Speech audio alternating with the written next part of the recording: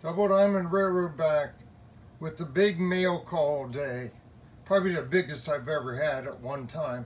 2 weeks worth of mail collected. Was coming in while I was gone. And this is really good scores here. Now we get some things done. Another level of projects.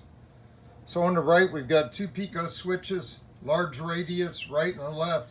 And I checked the left one is going to fix and fit in perfect on, close to perfect you can get on the main line beyond the station for the yard lead. Get that bad switch replaced, so I'll start on that first. The other one is for back there behind, at the other end of the yard lead going back to the main line. Change that out from a number 6 to a number 8. Make it smoother down into there. That'll take a lot of work, cutting and fitting, redoing the piece in track. So we got that done, to do I should say. Then the next item, see I got that sticker free from Iowa, whatever they are, Signal or something. Can't zoom in anymore. Not letting me, it's changing the, there we go. So my fingers are too dry. Got this atom block detector, and that will work at the Atlas signal. It's Iowa scale. So you wire that in, put power to it, and then you see the donut up there, like a toroid. That's where the black toroid, that's where you feed your track feeder, which I'll have to cut off then, route it back through and clip it back on. Put your block wire, feeder wire, which are probably multiples, but I'll put one of them in there from the number 2 block and see how it works. If that doesn't work out, then I'll go to a manual Atlas selector switch, and I can run 4 switches or 4 lights off of 1 selector switch. You got to buy 4 boards, so I got 1 already. We'll try this. It looked like it's a pretty good setup. Has a little pot on it to adjust sensitivity, so I think I can make it work. Just got to figure out my block first. I pretty much know where they are. Turn all the switches off, turn on number 2, and go around with the LED tester. Go around with this little guy. Where is he? That little guy there. Run him around, and we'll be able to isolate where the blocks are and set the switch or signals where they should be. This next thing down here, got to pack 100 more than I wanted. 100 screws, 1.2 millimeter by 3. Those are to hold the scale train's fuel tanks on.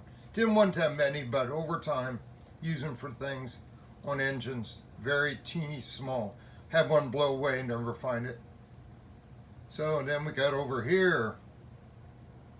Found this Greyhound bus. I see they have a Trailways too, but I want a Greyhound. I think you might even have a modern tour bus. This is actually like a die-cast metal.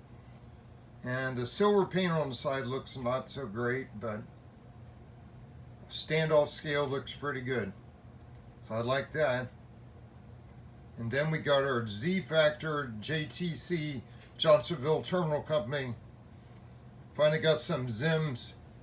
Z2, the Z-Factor ZIM it is. Israeli Container Company. Israeli shipper. Been seeing a lot of them over the past year. Wanted to put that on the 40-foot internationals and mix those up. That'll look good. Especially near the MSCs. Take off some of the China ones I don't like.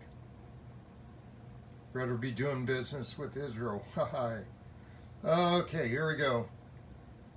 Here is the wire I chose for power leads, the power bus.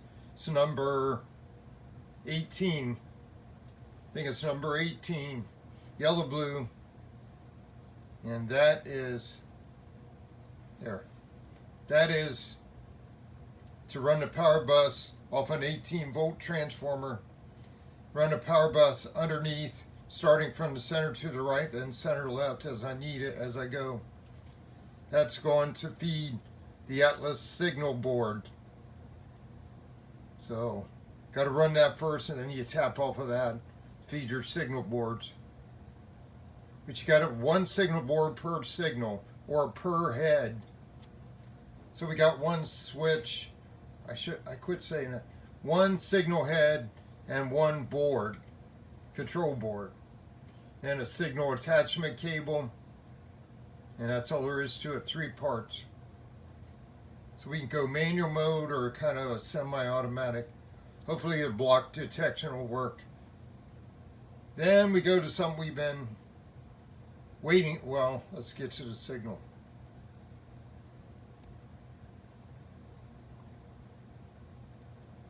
There's a signal kit. I know I'm not zoomed out. There we go. Here's what it includes. And I'm zoomed all the way. Hard to see.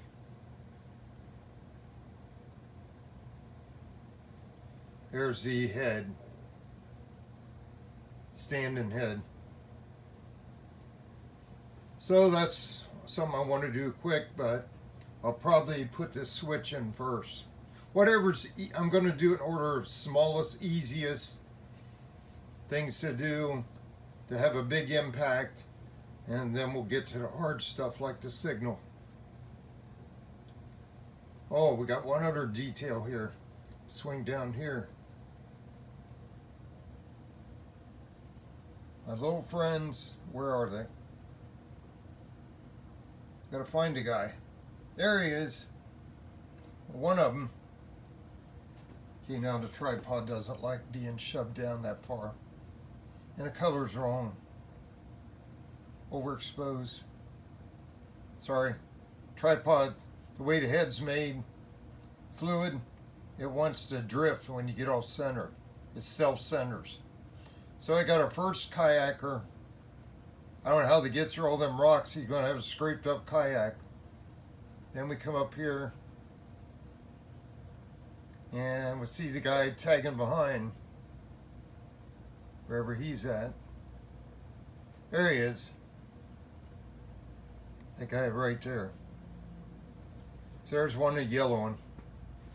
So a little thing there, and then hopefully little nice addition to the river detail thing you'll catch when we're doing videos show up.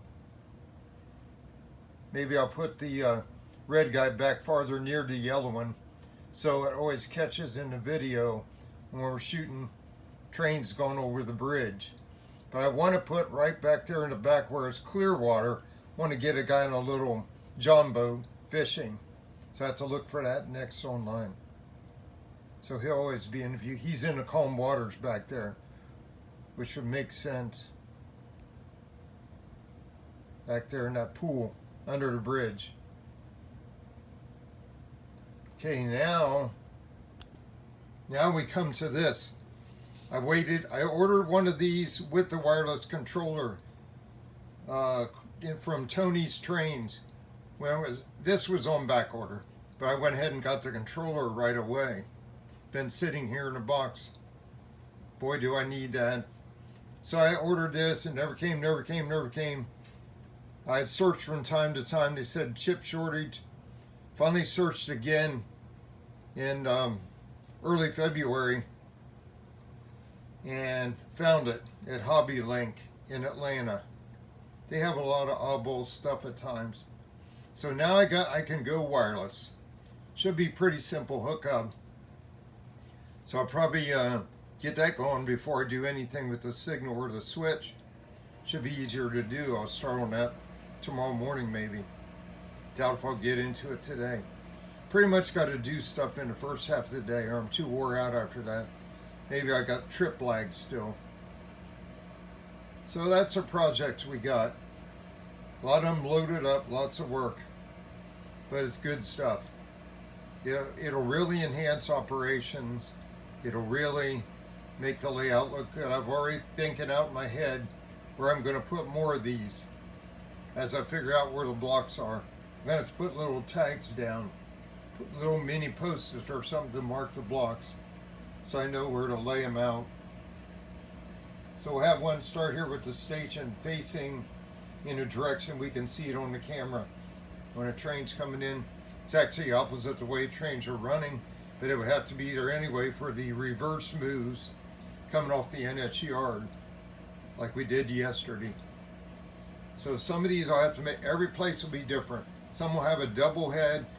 I might try a bi-directional head, still takes 2 control boards. Depends on the point, control point, where it's going to be at, what it needs, due to a siding or something like that. So there you go. That's all we got for today. Windy day. We hit 28 miles an hour, probably hitting over 30 so far. Thanks everybody. Beautiful day out though. Thanks everybody. Take care. God bless. Thanks for watching. Please like and subscribe. Double Diamond Railroad out.